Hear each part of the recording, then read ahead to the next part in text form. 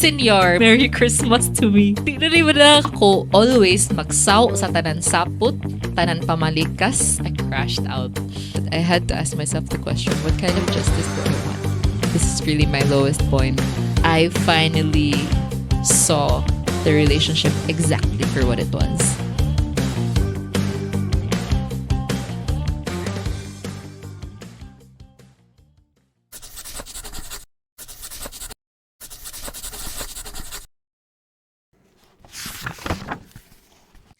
Hi everyone! Welcome back to the Pacaffeine Sturya podcast.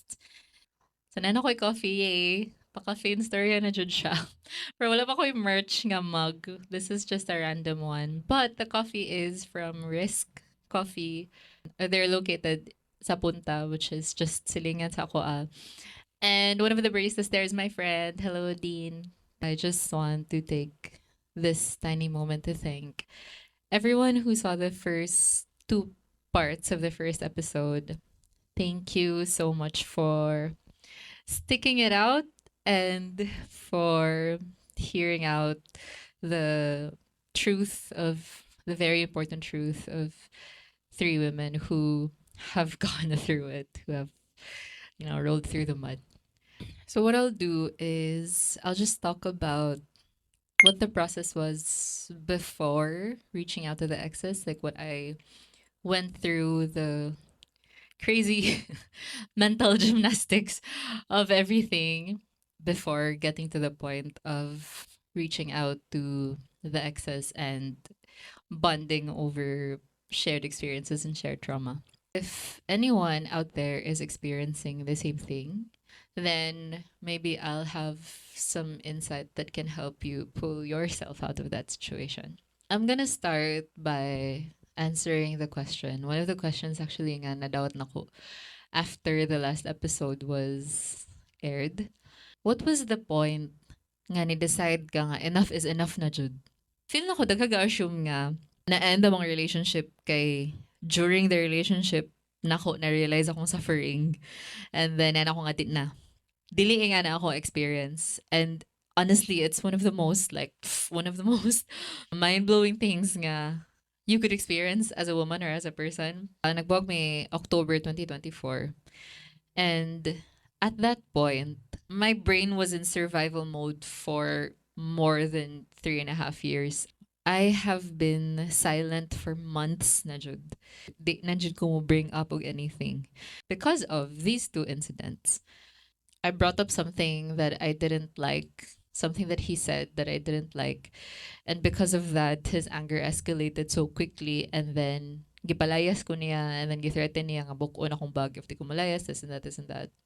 Somehow na okay gihapon mi ato because obviously, same sa experience ni Sai, murag you fully believe nga ikaw ang problem, so ikaw gihapon na mag-sorry.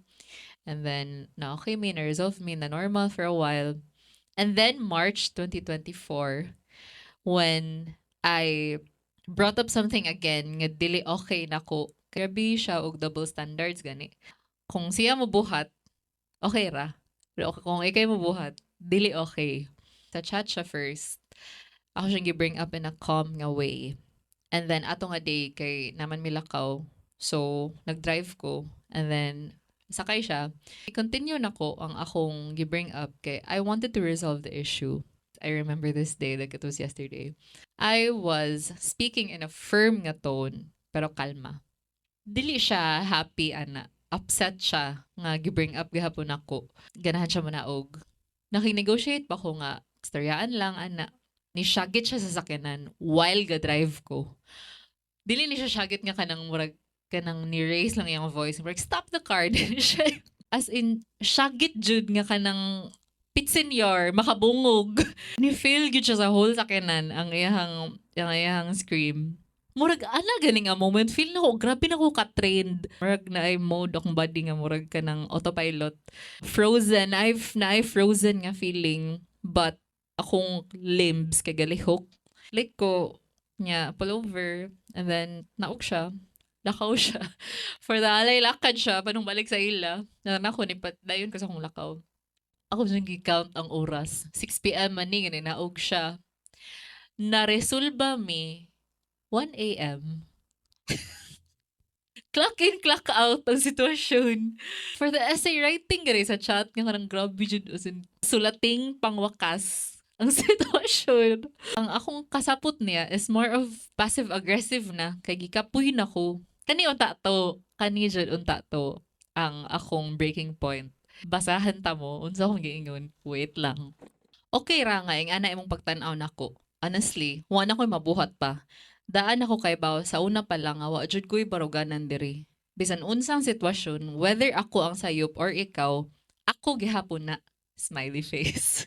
Always jud kang makakita og paagi nga ipin sa ako ang problem instead nga mangita na lang og common ground or mutan-aw sad sa imong kagalingon kung asa ka sayop.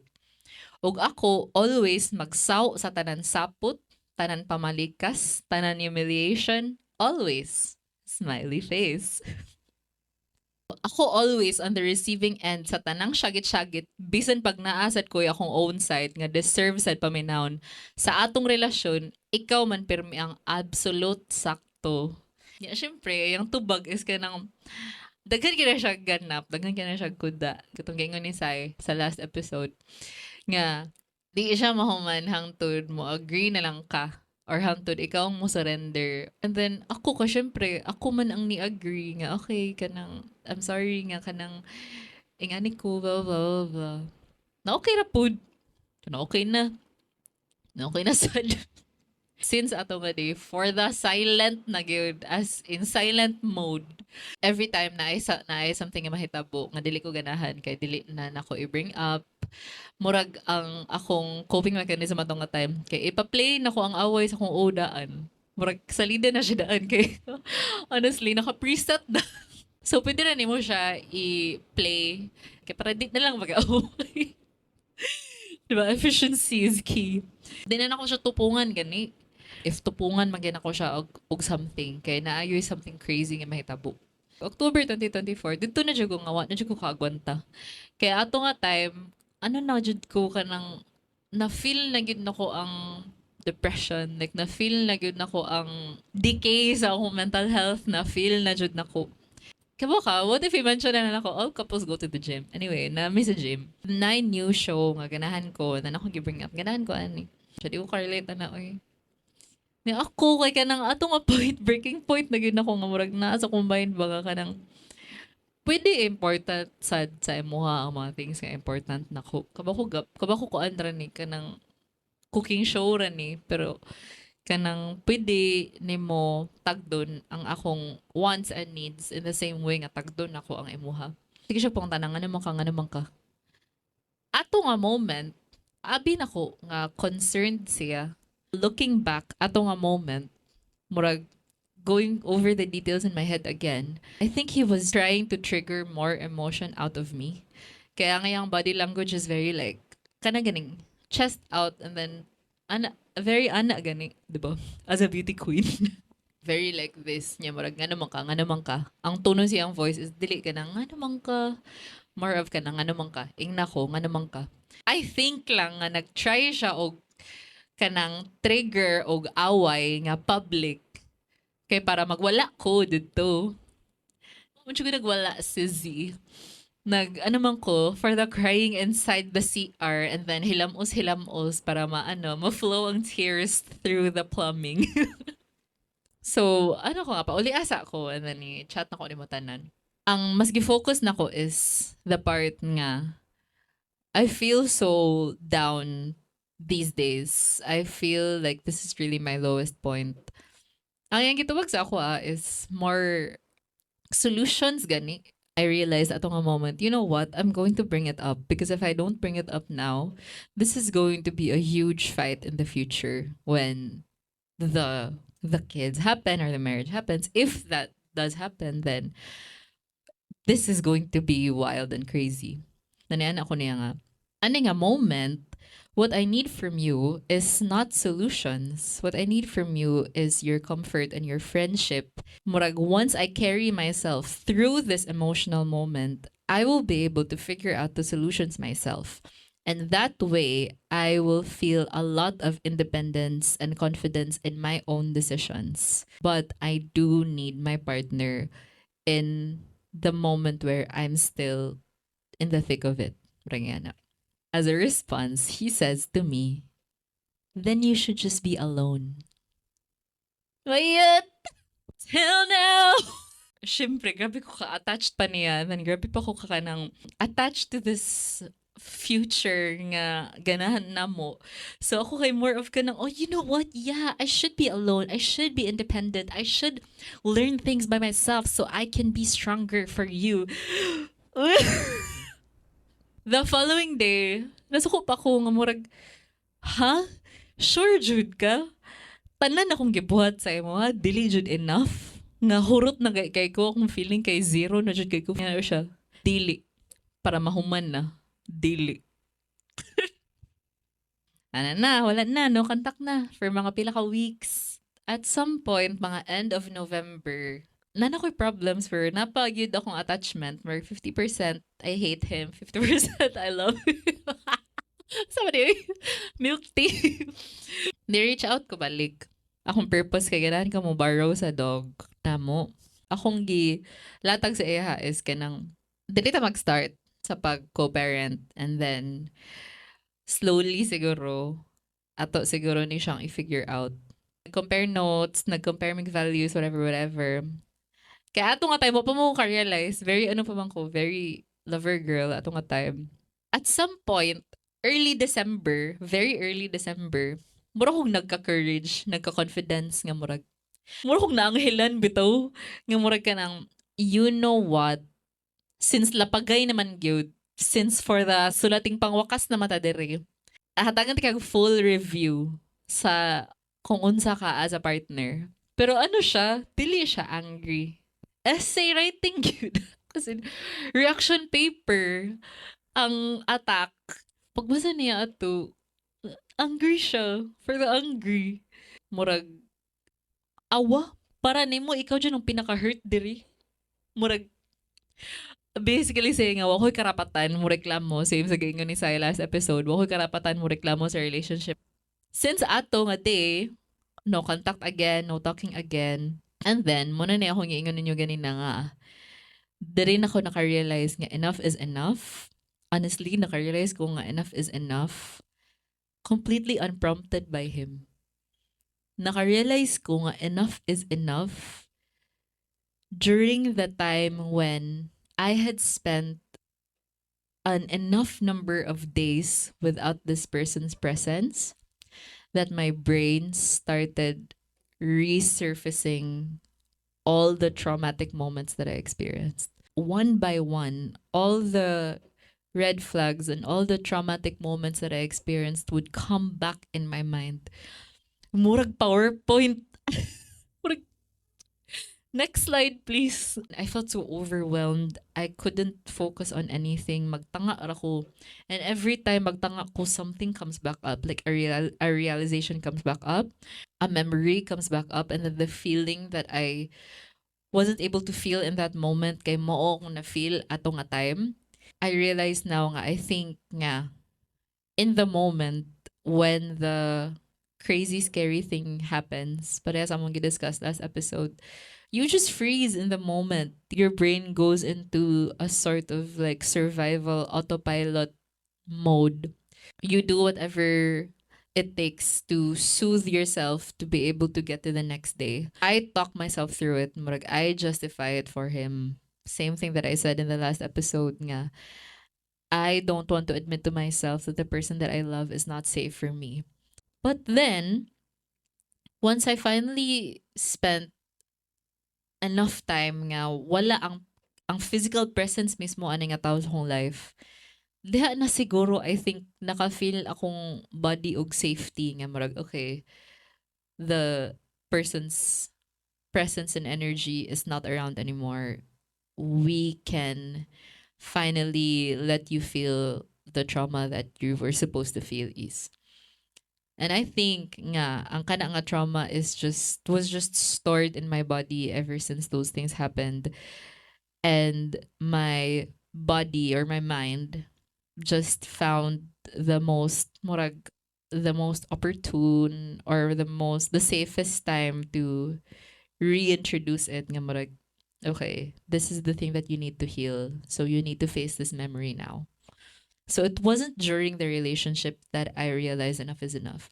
It was only after the relationship when I didn't see him for 2 months that I finally saw the relationship exactly for what it was. Pag December 24 actually, or 24, December 24 sa Kadlaon, very Christmas. Somehow, at 2 a.m., mata pa siya. Nakitaan pa niya, gi-remove na ang iyang nickname sa messenger. Ni chat sa Instagram. Ang opening line kay, all I just wanna say is, you're wrong. Ako ato ka point kay tulo ka tuig, you're wrong. Hantod ka ron, you're wrong. Gihapon, sige. No, dito ka daw ganing kuan. Game ka na ba? Always the wrong. And to think nga, siya pa ang naigana nga mo reklamo nga ano nga akong kuyog kay mura mag-vessel na lang niya, why sod? Bayut, ikay rason yun ng why sod. December 24, bayut, ni mata ko nga gikan o gangato. Merry Christmas to me. And then 2 days later, kaya akong murag clean up akong yaw-yaw with more pahimutang another essay writing competition. Very long message nga murag kanang suko ko ato nga time, but I still feel the same. I will just explain it to you in a better way. So for the explain, and best in English, basahan ta mo og excerpt. Excerpt. Now that the infatuation I have for you is gone, I'm getting so many flashbacks of situations where I experienced what I didn't deserve. It feels like that moment in movies where mapusilan ang bida pero di pa siya kabantay kaya in the moment pa kaayo siya. Pero kung makapahuway na siya, ara pa niya mabantayan ang samad niya muagas dayon ang dugo. That's what I've been going through in the last couple weeks. Og sa pag-chat nimo at 3 a.m. the other day, you did it right in that moment nga pirting abliha sa samad, giasinan pa jud nimo. I understand nga natural ra gyud sa tao nga masuko. What's not natural is dismissing me always in our arguments to the point where di na ko nimo patiwason og storya. Labi nagmubuto na ka. Di ka interesado maminaw sa akong side kay para nimo why value or sayop akong logic or na ako'y wa nakitaan. Even if imong intention is to guide us to the right path, it doesn't excuse forcing the other party into a corner with no other choice but to de-escalate. Forced to hide her true feelings and values because you've shown her that they're not welcome in the relationship. It's fights like that again and again for years until I woke up and didn't even recognize myself anymore. Didn't even want to be alive anymore in the first place. It got so bad to the point that sometimes the voice in my head that criticizes my actions is your voice. My partner, who is supposed to be my rock and source of comfort and safety. How could I be confident in my decisions then when that's what you've put me through? Beyond that, it's not just in arguments, it's this energy of anger you've created in our home. I was living in fear, but I just was so good at denying it and managing it in the name of loving the person I found. All the fun, the times to gym, the everyday normal days were all just distractions from that fear. And then my body communicated that fear to me in a dream where gituo ko nimo. And I was there in your room when it happened and even told you about it. At some point in August, maybe August or July 2024, natog ko sa iyang room. Akong dream atong nga moment is like, naglakaw ko na mi sa kulon, pero it's not the regular kulon. Mura siya dystopian kulon. Mura siya cyberpunk nga kulon. Di ko kalimot sa details ani nga dream. Murag nisuod mi og Jollibee nga off tanan suga except sa menu. Pero ang akong feeling kay ang mga tao around kay mga zombie ra or kanang luya ra ba? At some point in the dream, ni shift ang iyang expression ni murag ni sinister ang iyang face. Why na usab sa iyang physical anything. Why nausab siyang gisuot, why nausab siyang appearance, wala. Ni sinister ang expression siyang naong. And then gituo ko niya. And then, at a certain point, kay na-realize na ko nga damgo to. And then sige ko ingon niya, pukawa ko, pukawa ko, pukawa ko. 2 months later, 1 month later, broke na me. So, subconsciously, my body was already trying to communicate to me nga you're in an unsafe place with someone who's not really who you think he is. Denial is a very powerful thing. Like, you deny the truth an enough number of times, it becomes your reality. That can be like a reason why you end up staying in toxic situations, not just in relationships. But your body will always know. I'm going to admit that there was still a little bit of affection there. Murag, 70-30. Kaya murag, di, nako, ma-deny sa akong self nga a part of me still sort of expected or hoped for him to realize those things after reading my letter.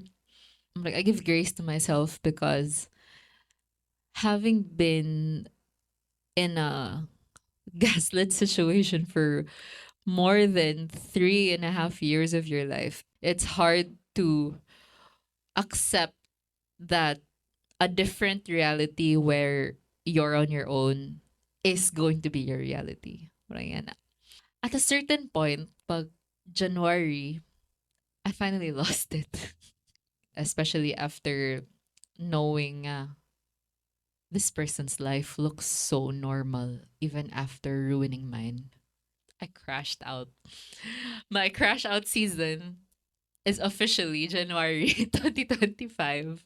Muna, ever since then, I started speaking out. While I was speaking out, I educated myself so hard. Like, I finally realized nga, what I went through was emotional abuse, was mental abuse. Mo jud nga period sa akong life nga murag, oh my God. This whole experience, I thought was just mine. The years that I spent with this person, I thought was unique to me.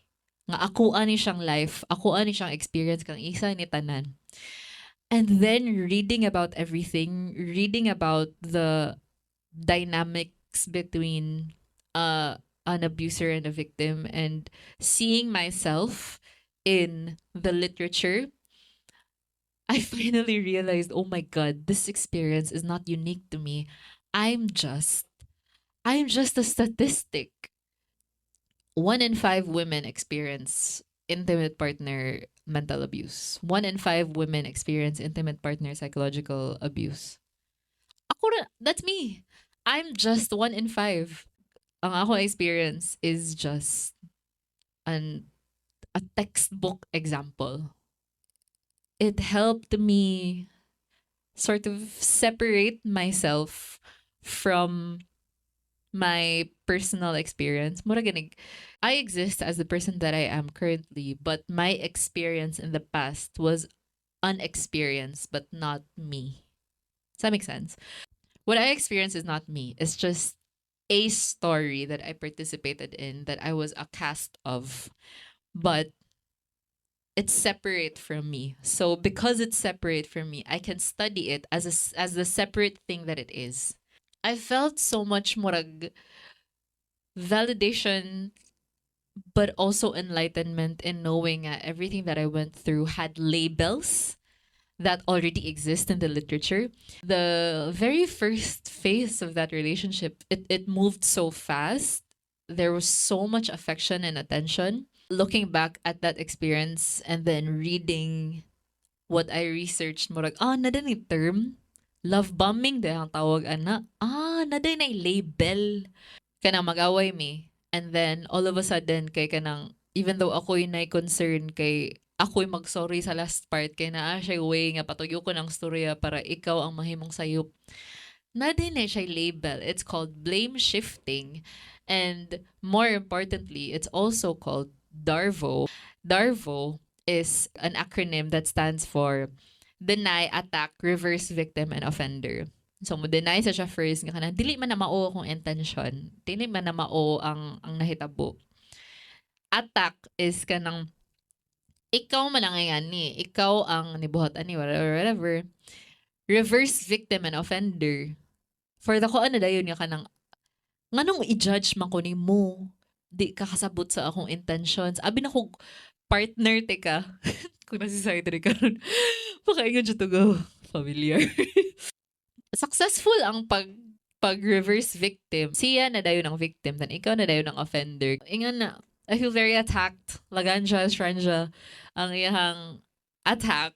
Darvo di ay ang tawag ana, naagid day na siya in the literature of domestic abuse. It exists yun ay.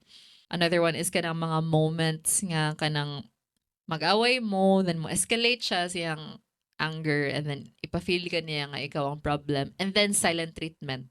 Naasa din na label, it's called stonewalling. Stonewalling is also so effective as a manipulation tactic because when this person withdraws their presence from you, knowing you're always going to crave for their presence and you're always going to crave for normal, you end up doing whatever you can to be able to please them again or to be able to get in their good graces again. And then as a reward, they give you their presence and they give you their attention. So na-condition ka to act in the way that they want you to act, to say things that they want you to say, so that as a reward, you get their attention, you get normal again, you get happy times again. All of this is conditioning. This is something that I want to speak up about on behalf of victims who have gone through it like me. Dili gini mo ma-judge ang isa ka victim for always going back to the abuser. Di mo ma-judge ang victim for not leaving as soon as naay something nga mahitabo. It's because of conditioning. Mururo ko lang mag-train kag iro nga kanang kung na siya bad buhaton ingnan mo bad nya di na mo tagdon kay para di na niya buhaton nya kung na siya good nga buhaton ingnan mo good nya taga mo treat kay para pirmi na niya buhaton. Conditioning ang mahitabo if manipulator ang imong kuyog, especially if narcissist, i-condition man ka ana nga kanang magayani ka good na kay prize, magayana ka bad na kay punishment. Since conditioning siya, di na siya once mahitabo. Balik-balik na siyang mahitabo.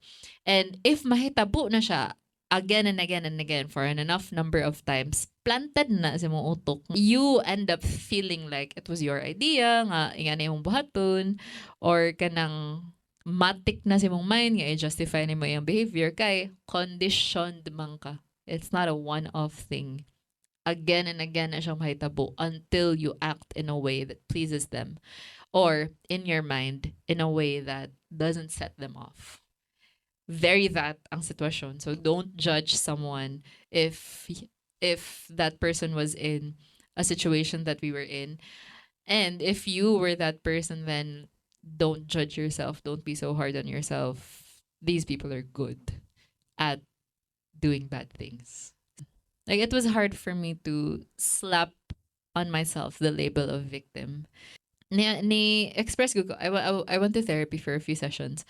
And then, ko sa akong therapist nga, it's hard for me to accept the label of victim. Murag, why is it so hard for me to use that on myself?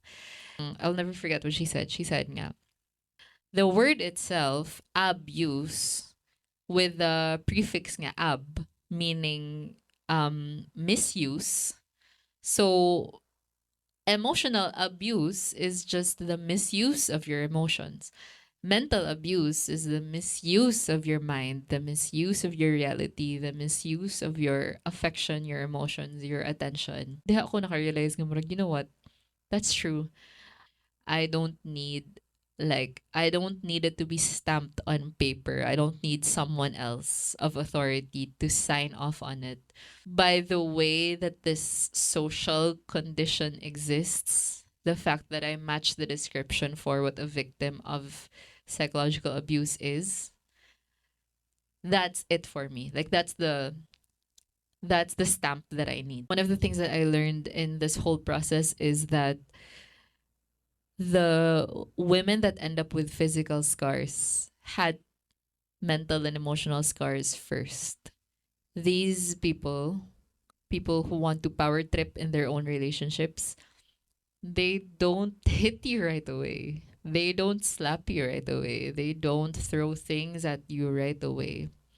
The first things that they do is blame you for things that you shouldn't be blamed for, or criticize you with a mask of concern, or position themselves as the hero or the savior so that you feel bad about bringing up your own values and principles and opinions in the relationship. Kana, all the other ways that they establish power. Nakaset up pa na siya. Nakaset up pa na siya tanan elements before you get to the point where they land a hand on you. Di ako nakaingon nga, if I didn't leave or if I didn't realize things as soon as I did, the physical scars were just waiting for me. Maybe at the fifth year, or maybe at the eighth year, or the 10th year. And it's so sad because I know that a lot of women have like unalived themselves or have been unalived by their partners. Dire jud ko murag naka na taken aback ba nga murag realizing gani nga ara gyud unta ko pa dong. Ara gyud unta ko pa dong. One of the reasons I struggle to accept that label is I think good there's a lot of shame. There's a lot of shame in calling yourself that.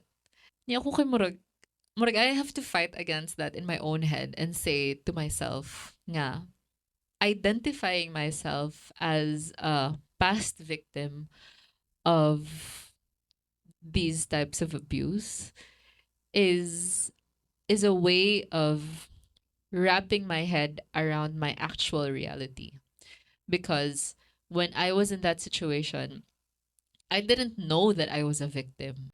Once I got out and realized all these things, calling myself a victim is a way of accepting the reality, the actual reality of my life, and not the quote unquote reality that the abuser planted in my head. And the fact that there's a label for it makes it easier for you to separate yourself from the intimateness of your life and attach your experience to the social reality that this happens to so many women. It was so important for me to accept that that was the reality of my life and accept the label of victim, is that doing that helped fully break the trauma bond. A trauma bond happens when your relationship goes through a cycle of highs and lows. Magbalik-balik siya. Syempre, as a cycle, magbalik-balik siya. Nga, you start getting addicted to the highs, or you start kanang once na ka sa low, you crave for normal, you crave for happy, you crave for good. Being trauma bonded so hard like that is one of the reasons why a victim can't leave. I read somewhere nga a trauma bond is, well, mentally a trauma bond is not very different from having an addiction. The high highs of the relationship becomes the drug. This person is the person that's hurting you, but somehow you don't understand why their presence is the only thing that can relieve you of that pain. It doesn't make sense logically, but it's the reality of what we've been through. Accepting the label of victim and wrapping my head around the reality that that truly is what happened in my life broke that trauma bond, meaning I don't feel that craving anymore to go back to this person. I don't chase normalcy with this person anymore. I have a new reality. It doesn't matter if that reality involves a lot of ugly healing, as long as it's the actual reality of my life that's in front of me and not the denial that was running in my head for almost 4 years. I grieved a lot for the pets that I was separated from, for the friends and family that I was also separated from that we shared. Because of that grief, I ended up reaching out to Cyril first. My first intention sa pag-reach out sa iya is, this is a longer story that I won't elaborate on, but na ako'y attempt to get my dogs back, our dogs back. I thought that maybe she would want to take the one of the dogs because she was the dog mom at the time when they were together. One of the first things that she asked me was, "Did he hurt you?" And I said, "No, but almost." And then I asked her back. And then I said siya, "No, but almost." Mo na yang gibuhat. It was just a series of back and forth nga murag, gibuhat na niya ni mo, gibuhat sa na niya ni mo, gibuhat sa na niya nako. Ha, ingana sa deka, ingana sa mo experience. Ako sad, puro ragyod ako sad. Until naabot sa point nga ni chika siya nga, at the end of kanang March 2021 kay mo na to nga day nga last mi Sturya, and then ato nga time kay ka-feel ko nga nanay lain, and then murag ikaw naman siguro to, it happened to be you. Then ako, wait lang. Gi-overlap ta niya. All caps. Dito jud ko nabuang jud ko ato nga day, wa jud ko tug ato nga night gyud, as in sige ra ko guna-una. Diba daghan kay siya gibuhat sa ako, daghan kay siya mga pang put down sa ako. So ang nasa ko mind, you know what? He's a lot of things, but he's not a cheater. And then nakabaw ko about sa information nga gi-overlap din ni Sai. So he's a lot of things. Wala sumpay sis. He's a lot of things na lang. Wala na but. Ararat ako to. And then I realized na mo feel na ko overlap sad mo ni Dayan. Wala ako kaibaw nga nagbalik sila ni Dayan pag 2020 until pag November 2024 ay isa sa ilang friends nga na slip of the tongue. Na-adjoy something nga dili mao. Na-adjoy something nga dili mao. Wala ni add up ang mga dates, wala ni match ang version sa kong ex sa version ni Sai. So okay, murag, what if since gisugda naman ako, reach out na lang kog lain na pud nga ex. Puto ni reach out ko rin Dayan. And then it became Coco Crunch. Once na realize na nako nga ang iyahang modus operandi is the same day I every ex. Dito na ko na fully break na ginang trauma ban, murag na ano na ang trauma ban, na grind na gidurog na ang trauma ban, pwede na siya i-sprinkle on top. Ano na siya? As in, zero na gino ko attachment sa iha ato nga point. Kaya akong feeling murag, one of my friends had the best term for it, comic disbelief. No, akong feeling baka ka nang these things only happen in movies, in books, no, you only read about people like this. People nga kanang excellent kaayong motago. You only read about them as fictional characters. So I can't believe nga that fictional character, I would actually wake up next to this person. Magtanga ako ha?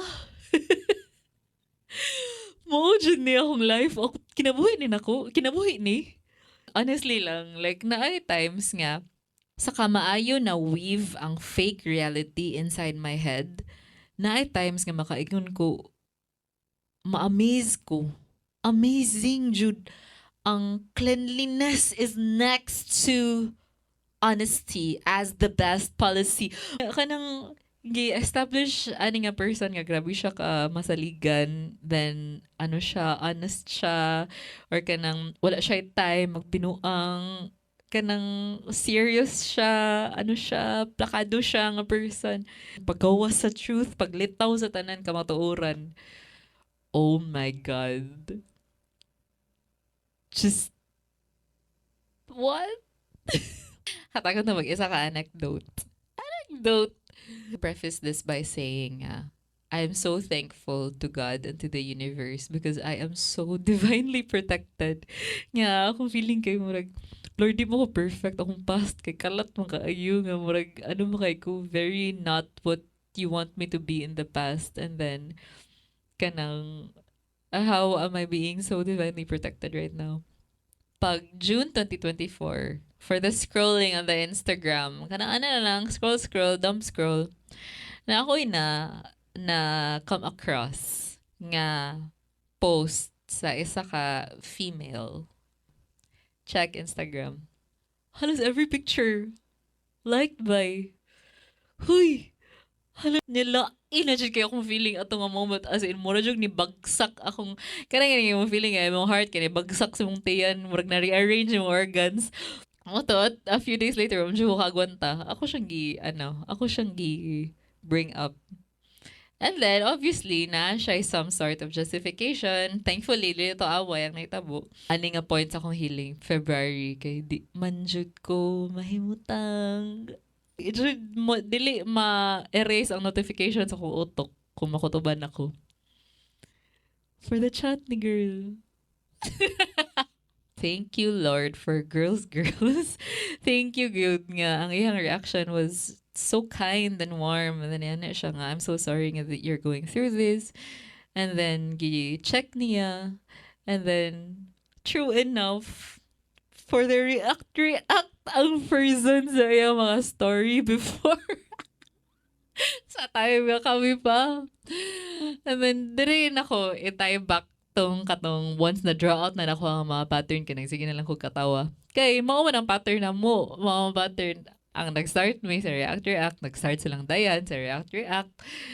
So, pagkita na ko nga react ko, oh my God. Napeel ba ang iyang mask right in front of me? And through my own effort, diha jud ko na happy. through the concert, through the kindness of women. Well, not every woman reacted the same way, but most of them were very understanding. How am I closing out the longest crash out in the history of crash outs? I think I just want to share lang what's really helped me heal. First is education, dude. Education. Education is a right. Educating myself on narcissistic abuse, mental abuse, emotional abuse, psychological abuse, domestic violence in general.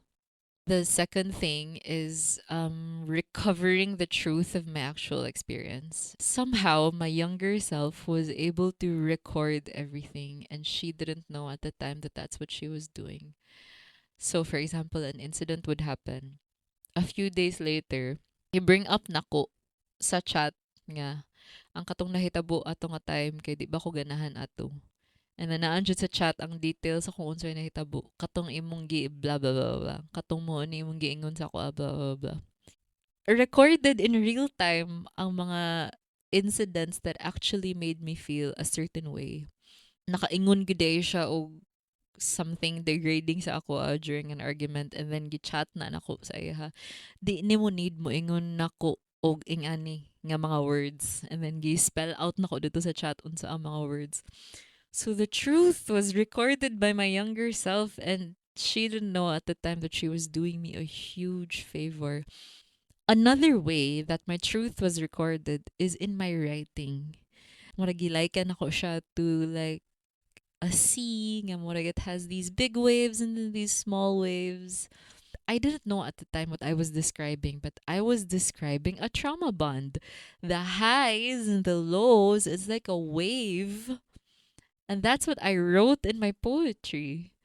The very last thing that I recorded was the fact that I truly was driven to suicidal ideations. Yeah, I found a note in one of my notebooks nga murag letter to God. Nga Lord, please remove these thoughts from my head. Please remove the thought nga I feel like I'm going to be a burden to my husband and my kids. I feel like I don't want to live anymore. I don't want to get up anymore. Na I proof, Jude, of what my mental state was at the time. Wa joy makaingon nga himo-himo ni tanan, because for some reason my younger self was able to protect the truth by recording it. At the time, oo kabaw nga magamit ni nako nga mga truth, and karon ra nako na realize nga mauday ang way for me to not spiral into craziness, knowing everything that I went through is true. Muna siya ang advice nga ko ma-share nga record your life, like put it in writing, keep a diary, keep a journal, take pictures, take videos, timestamp everything, date, time, everything kay makonect na nimo tanan someday. Katong poem nako about the waves of our relationship, at the time of writing, it was romantic, it was passionate, it was written out of love. And now I realize nga it wasn't love, it was a trauma bond, and I recorded the trauma bond. So you never know where your creativity can go. You never know what your work can mean at a later point in your life. So if you're creative, everyone is creative. Be creative and stay creative. Keep a clear and accurate diary of your life, because you never know what those words, those pictures, those videos might mean 3 years, 4 years, 5 years down the line. The major thing that's helped me heal is the women around me. So I want to give a very special and huge thank you to the girls, to Diane and Sai, for choosing to speak up with me, and for also finding strength and purpose in their own decision to speak up. When you're able to articulate in words what you actually went through, it gives you this power, because you're standing in your truth, like what Diane said. You're committing yourself to the reality that you went through, and you're establishing yourself as a survivor of crazy things. You know the phrase, we live to tell the tale. The fact that you survived a situation that was so dangerous and unsafe grants you the reward of being able to live to tell about it. And living to tell about it isn't just a reward, isn't just like a form of catharsis, but it's also responsibility. Responsibility for your younger self that was wronged. And it's also responsibility for the community that you belong in, for people who might be able to benefit from your story. I knew that my body was aching for justice, but I had to ask myself the question, what kind of justice do I want? Is it the kind of justice that's traditional? Nga murag, eye for an eye, tooth for a tooth. Nga murag, what happened to me has to also happen to him. Or is it the other definition of justice, which is just a return of investment? So you know how, for example, you pay for 200 pesos for a cup of coffee. Before you taste it, you have to be able to say nga, this cup of coffee better do justice to my 200 pesos.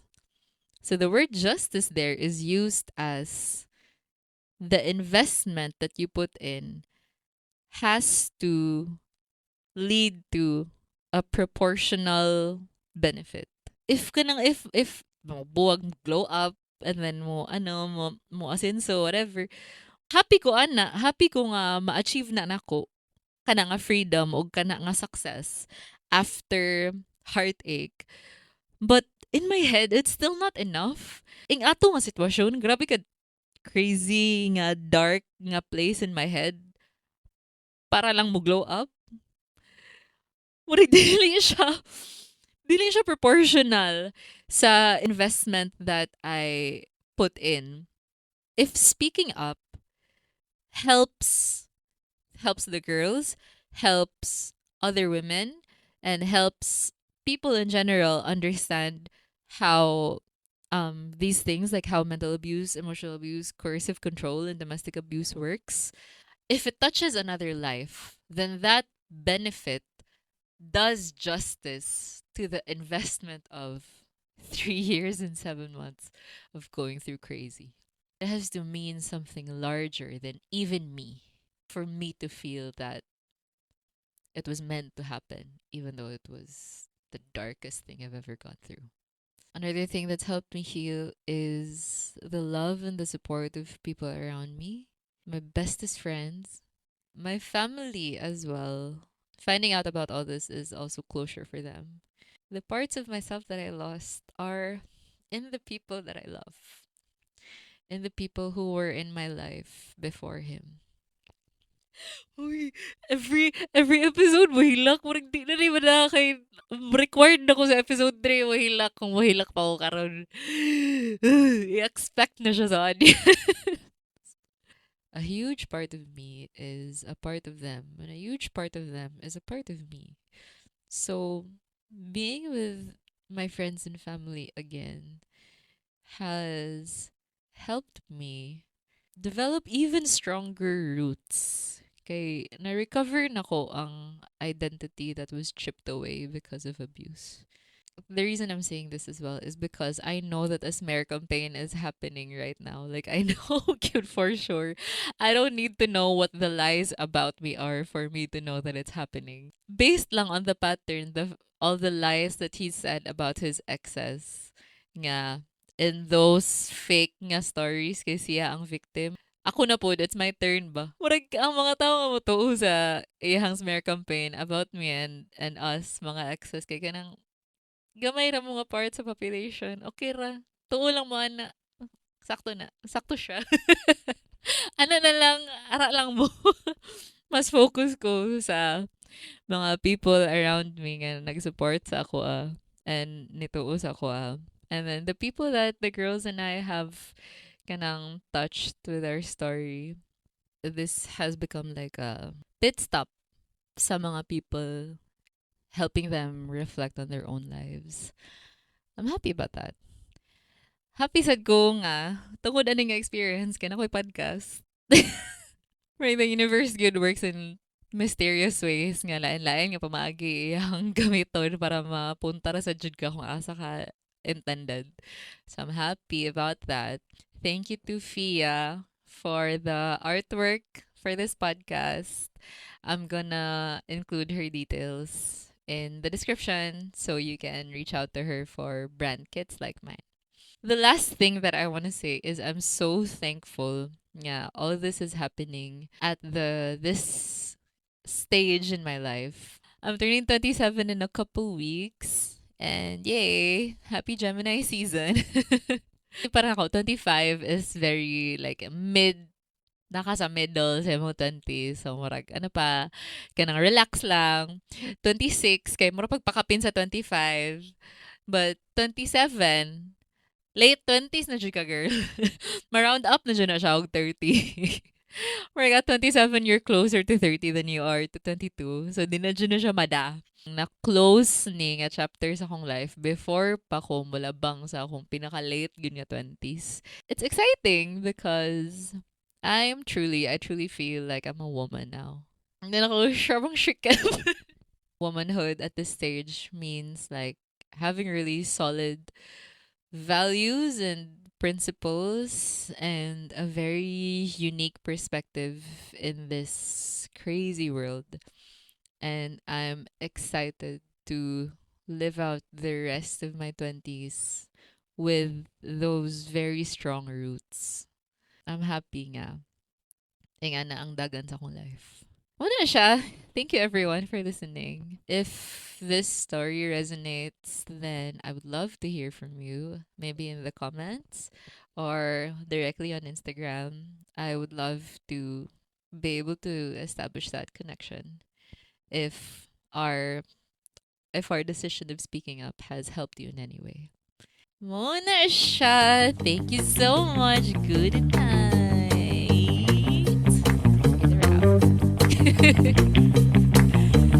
Cheers, Bayat. Muna siya ni.